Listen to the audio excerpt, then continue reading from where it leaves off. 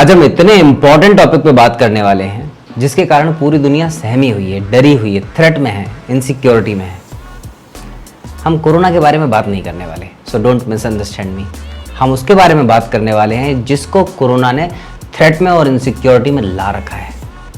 आज हम बात करेंगे हेल्थ की, और यकीन मानिए जो हम आज यहाँ बात करेंगे इसको अगर हमने रियल सेंस में परसीव कर लिया तो जो थ्रेट है और जो इनसिक्योरिटी है ये अपने आप ही मिटिगेट हो जाएगी, सब्सिडाइज हो जाएगी, और हम ज़्यादा हेल्दीली और बोल्डली जी पाएंगे। शुरू करते हैं। देखो, हेल्थ होती क्या है? हेल्थ का मतलब होता है एब्सेंस ऑफ डिसीज। अब ये डिसीज क्या होती है? डिस-ईज।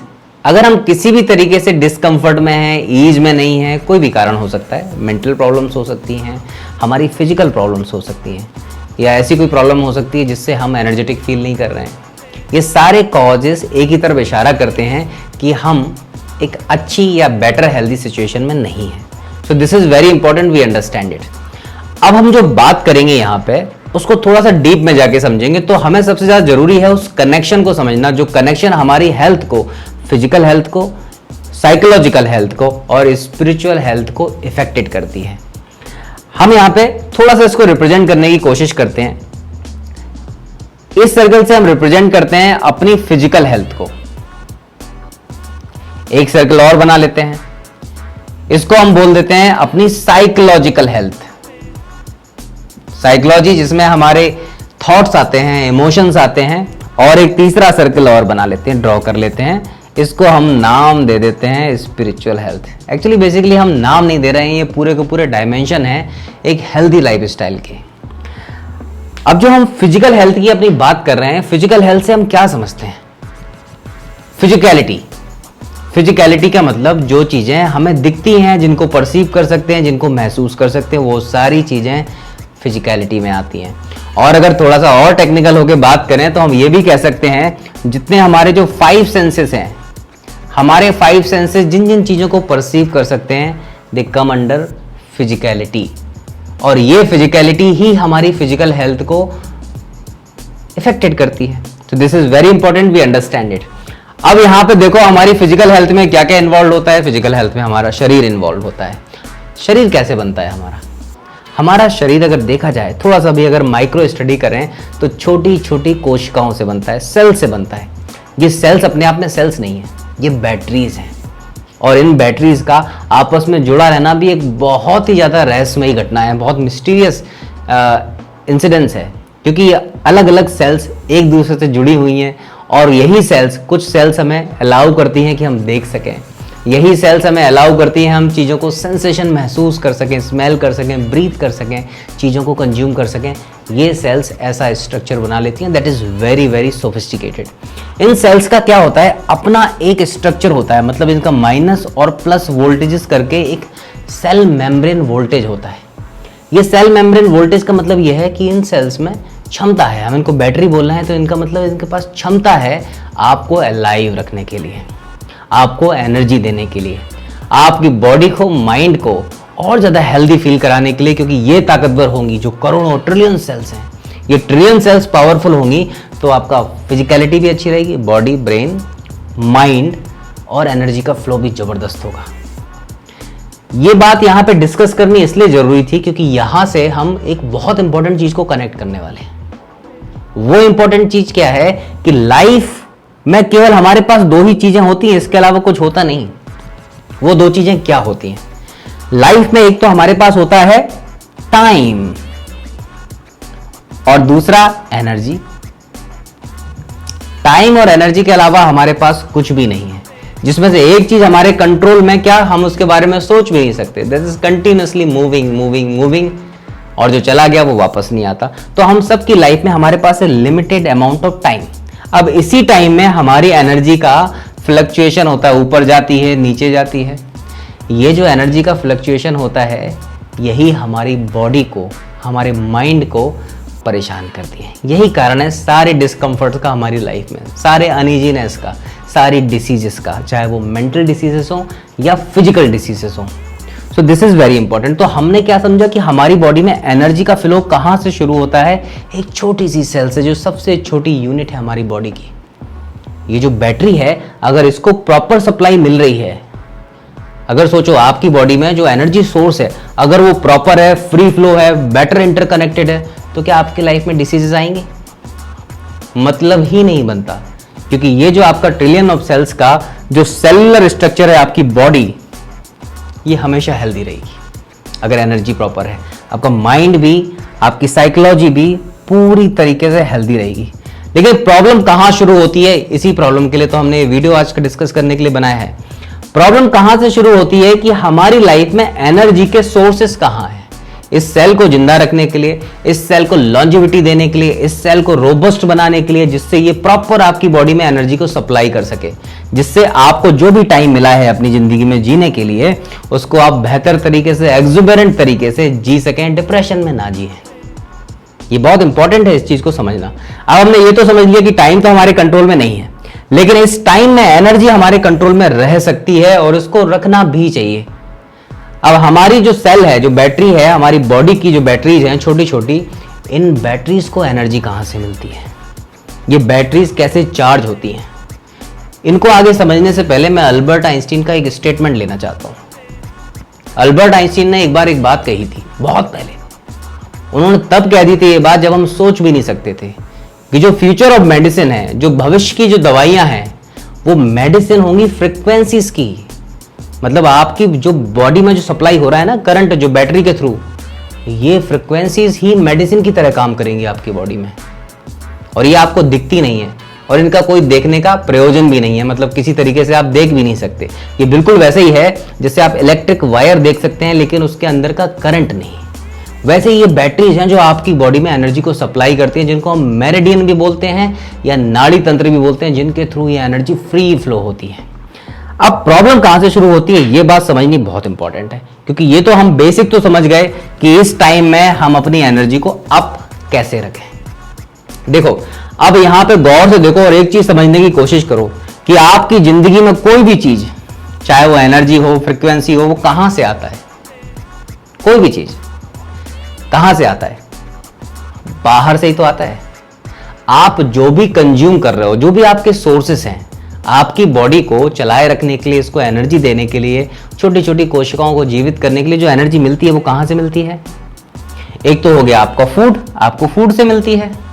दूसरा, कई ऐसे सोर्सेस भी होते हैं जो आपको दिखते नहीं है बट वो आपको मिलते हैं, एक्सचेंजेस से मिलती है। वो एक्सचेंजेस आपके बाहरी जीवन के साथ होते हैं, जो बहुत सूक्ष्म भी हो सकते हैं और सॉलिड भी हो सकते हैं। अब जो पानी हम पीते हैं, जो वाटर हम कंज्यूम करते हैं, वो हमें एनर्जी देता है। जो एयर ब्रीथ करते हैं, जो सेंसेशन हम महसूस करते हैं, जो फीलिंग्स हमारी लाइफ में आती है, जो थॉट्स किसी भी चीज को देख के आते हैं, ये क्या देते हैं? ये हमारा कंजम्पशन है, ये रिसोर्सेस है, ये हमको देते हैं एनर्जी। अब यहां पे एक बात तो क्लियर हो गई कि ये हमारे सप्लाई के सोर्सेस हैं। अगर सोचो, हमारे जो सोर्सेस हैं वो हमें प्रॉपर तरीके से नरिश करें, सही तरीके से एनर्जी दें, प्रॉपर हमें हेल्दी रखें, तो हमारी लाइफ में बीमारी नहीं आ सकती, फिजिकली भी नहीं आ सकती और मेंटली भी नहीं आ सकती। लेकिन अगर हमारे सोर्सेस करप्ट हो गए, जहां से हम एनर्जी को कंज्यूम कर रहे हैं, चाहे वो फूड हो, वाटर हो, एयर हो, अर्थ का सेंसेशन हो, एनवायरमेंट हो, जो कुछ भी हो, तो क्या होगा? जब ये सप्लाई बिगड़ेगी तो यहां से आपका फिजिकल हेल्थ डिटेरियोरेट होनी शुरू हो जाएगी, आपकी मेंटल हेल्थ अफेक्टेड होनी शुरू हो जाएगी। और ये चीजें अफेक्टेड होती हैं तो आपकी बॉडी में एनर्जी सप्लाई रुक जाता है, बॉन्डेजेस बन जाते हैं। एक कंडीशन लेते हैं, सपोज करो हम किसी नेगेटिव सिचुएशन में हैं, कोई कंडीशन है जो हमसे हैंडल ही नहीं हो रही है, उस कंडीशन में हम अनकंफर्टेबल फील करते हैं, हमें रास्ते नहीं दिखते, हम रिस्ट्रिक्टेड महसूस करते हैं। ऐसे इन्वायरमेंट में जो आपका एनर्जी एक्सचेंज हो रहा है वो किस तरीके का होता है? वो नेगेटिव होता है। नेगेटिव का मतलब क्या होता है? जो डाउनवर्ड्स हैं, जो अधोगामी हैं। और डाउनवर्ड अगर स्ट्रक्चर जा रहा है तो आपकी बॉडी को जो नरिशमेंट चाहिए अप रहने के लिए, हेल्दी रहने के लिए, ज्यादा लाइवली रहने के लिए, वो क्या होगा? वो रुक जाएगा। तो नेगेटिव सिचुएशन में जब ये रुक जाता है तो रुक जाने के कारण क्या होता है? हम ज्यादा दूर तक देख नहीं पाते, हम सोच नहीं पाते, हमारे दिमाग में थॉट्स भी नेगेटिव आने शुरू हो जाते हैं। और ये थॉट्स केवल माइंड तक नहीं रुकते, ये आपकी बॉडी में रिफ्लेक्ट होना शुरू हो जाते हैं। डिप्रेस बंदे को देख के कोई भी बता सकता है कि ये डिप्रेस है। अब उसका माइंड तो हमने रीड नहीं किया, हमने उसकी फिजिकलिटी देखी और समझ गए कि ये डिप्रेस है, इसको कोई ना कोई प्रॉब्लम है। यहाँ से एलिमेंट होने शुरू हो गए। क्यों हुए? क्योंकि जो सप्लाईज हैं वो सप्लाईज या तो ज़्यादा है या बिगड़ी हुई हैं या बहुत कम है। अब अगर इन सप्लाईज को हम मेंटेन कर लें, मॉडरेट कर लें, बहुत तरीके से मॉडरेट करने की जरूरत हो सकती है। जो फूड अगर हम ओवर कंज्यूम करते हैं तो वो क्या करेगा? आपकी बॉडी में ज़्यादा एनर्जी बनाएगा। और एनर्जी का सिद्धांत क्या बोलता है कि ऊर्जा आई है तो खत्म नहीं होगी, वो क्या करेगी? कहीं ना कहीं यूज होगी, दूसरे स्ट्रक्चर में चली जाएगी, क्योंकि ये कभी मरती नहीं है, ये केवल अपना रूप बदलती है। तो अगर आपकी बॉडी ने इसको यूज नहीं किया है तो ये आपकी बॉडी में ही तो कहीं ना कहीं जाके ये किसी ना किसी पार्ट्स को इफेक्टेड करेगी, उसमें एक्टिविटी हो रही है उसको जाके इन्फ्लुएंस करेगी, स्टिमुलेट करेगी, ट्रिगर करेगी, और उसके ट्रिगर करने से पूरा एनर्जी सप्लाई रुक जाएगा या बढ़ जाएगा। और आपकी बॉडी में जब भी कोई चीज इनबैलेंस होती है, ज्यादा होती है, कम होती है, हमारे शरीर में बीमारियां पैदा होना शुरू हो जाती है। अगर ये सप्लाईज, ये सोर्सेस प्योर कर लिए जाएं, खाना तो एक पार्ट हो गया, लेकिन खाने के अलावा हम कई लेवल पे, आपके थॉट्स के लेवल पे, इमोशंस के लेवल पे, एनर्जी के लेवल पे बहुत ज़्यादा एक्सचेंजेस करते रहते हैं। और ये एक्सचेंजेस इतने बड़े तादाद में हो रहा है कि जितना हम देख रहे हैं एवरीथिंग इज बीइंग रिकॉर्डेड, और जो देख रहे हैं वो एनर्जी जनरेट कर रहा है, जो स्मेल कर रहे हैं वो एनर्जी जनरेट कर रहा है। कुछ भी आप कंज्यूम कर रहे हो दैट इज जनरेटिंग एनर्जी, और ये एनर्जी डायरेक्टली आपकी बॉडी में फ्लो होकर कहाँ पहुँच जाती है? वो छोटी सी सेल्स के पास।